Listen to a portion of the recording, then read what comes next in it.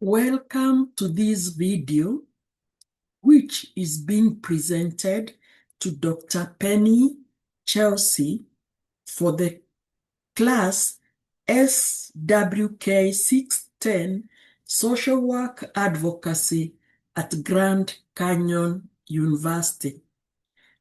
The video is entitled The Rainbow Experience, Solidarity and Resilience.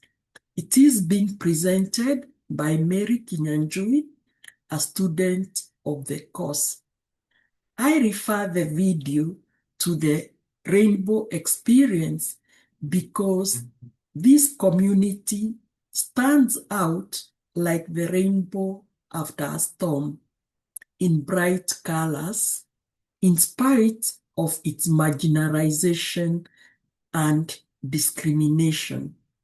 In the recent past, we have witnessed a lot of changes that are deepening the marginalization and discrimination of this community. And it is my hope that it will stand out like the rainbow after the storm in solidarity and resilience. We have seen a lot of activism, especially after the Stonewall experience, where they were brutally disrupted by the police. Therefore, after that brutal disruption, they have been advocating for themselves, especially even with regard to the treatment of the HIV pandemic. The rainbow community comprises gay, lesbian, bisexual, transgender, questioning, and asexual individuals. It is defined by gender and sexual orientation. It is accused of being unnatural and not conforming to the natural order of sexuality. The Gallup 2026 census report estimates that there are 24 million LGBTQ plus individuals in the United States. Throughout history, the LGBTQ plus community has received discrimination and marginalization. In the 19th century, LGBTQ individuals would be institutionalized and treated with electrical shocks with the hope that this would transform their sexuality. Their behavior was considered unnatural and abnormal. There was also a Christian perspective that accused them of going against the order of nature. Social policies that impact well-being of the rainbow community. The rainbow community has been subjected to state violence through police brutality, like in the case of the Stonewall Inn. More recently, we have seen changes that have affected the rainbow community as reported in the MSBC Evening News of the 6/3/2025. Some of them include book censorship in schools, the renaming of the Navy ship, withdrawal of many companies from supporting rainbow parades in cities, changes in policies supporting gender-affirming health procedures, changes in bathroom policies in schools and public spaces, and changes in perspectives in participation of transgender women in sport. So all these changes are affecting this community and are subjecting them to affecting their well-being. Employment policies also affect the well-being of the rainbow community. There are some employers who discriminate among the LGBTQI community. They are paid lower wages or denied employment. Until recently, same-sex couples were not allowed to inherit property in case one of them passed on.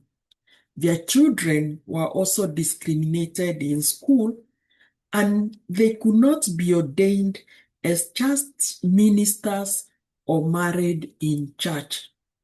These social policies have an impact on their mental health well-being. Advocacy plan. The advocacy plan for the rainbow community involves education, destigmatization, and change to the macro perspectives on LGBTQ+. Actions will involve changing the narratives and perspectives on LGBTQ, create hotline support under the hashtag LGBTQ+ is not criminal, or another hashtag LGBTQ+ is not unnatural.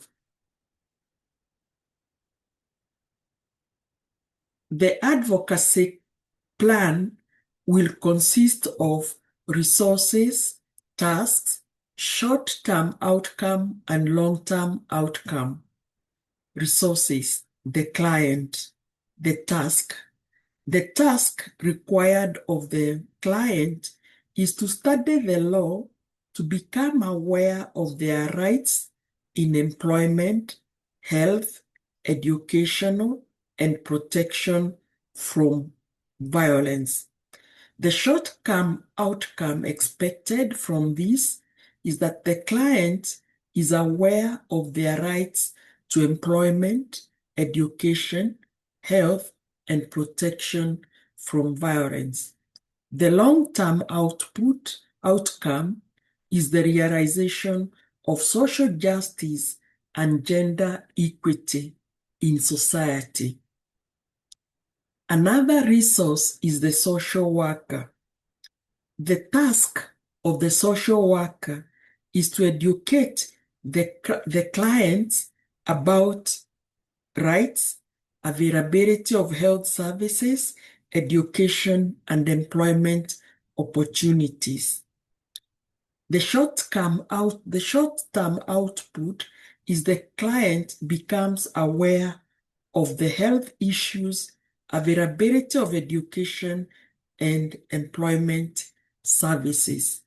The long-term outcome is that with this awareness of the needs of the LGBTQ+, equality and social justice will be realized in community. The next task is the lawyer. The lawyer will interpret the LGBTQ+ laws to the client, and the short-term outcome will be the client becomes aware of the laws affecting them. This will involve the long-term outcome will be achievement of legal awareness and social justice and for LGBTQ in community. Finally, the last resource is the LGBTQ association. They will be involved in education, self-advocacy as tasks where they will advocate for themselves and work collaboratively with other resources in the advocacy plan. Members will become aware of their rights, they will become aware of the services available to them, and will become active advocates of themselves. Achievement, the long-term achievement of the self-advocacy is the recognition, the destigmatization, and legitimation of LGBTQ. The survey plan. The survey had some of the following questions. The survey was about the awareness of the rainbow community about overall health.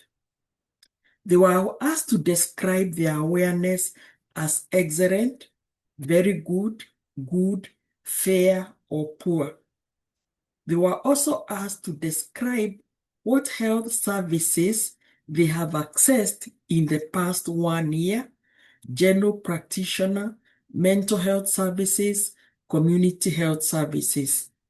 Then the next questions they were asked is, how comfortable are you discussing your sexual orientation? And describe it as very comfortable, somewhat comfortable, neutral, somewhat uncomfortable. And then the other one was, have you ever faced discrimination? You are supposed to describe it never, rarely, sometimes, often. And then, what are the main barriers of accessing healthcare?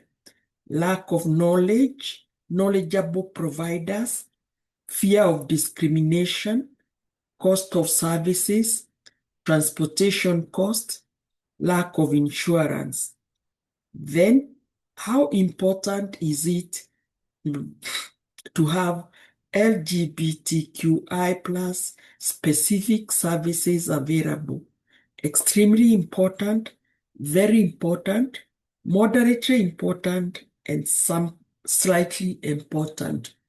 The last question was, please share any additional comments or suggestions regarding health care for LGBTQ+.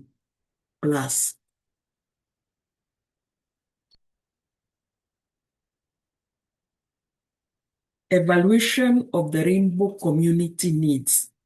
From the survey, we realized that they have health needs, mental health, physical health. There is a need for health personnel. They lack mental health facility, lack of insurance, transport need. They are uncomfortable discussing their sexual orientation and gender identity, faced discrimination, were not satisfied with the health facilities.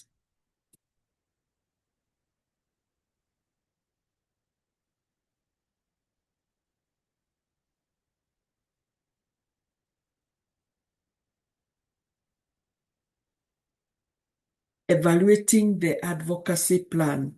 Social workers' advocacy plan for the rainbow community during these changing times is hard, as outlined by Benty and Goodley and Tricia 2017.